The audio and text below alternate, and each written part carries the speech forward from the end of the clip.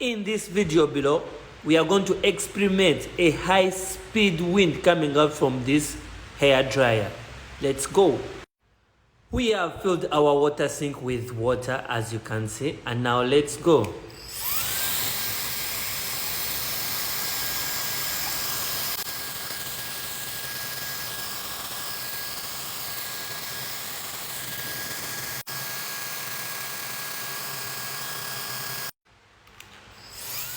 We all started with the water sink full of water, but as you can see now, the water sink is almost empty. This is the high-end speed that is coming out from this hair dryer. This hair dryer blows a wide average speed that is gonna dry your hair within few minutes.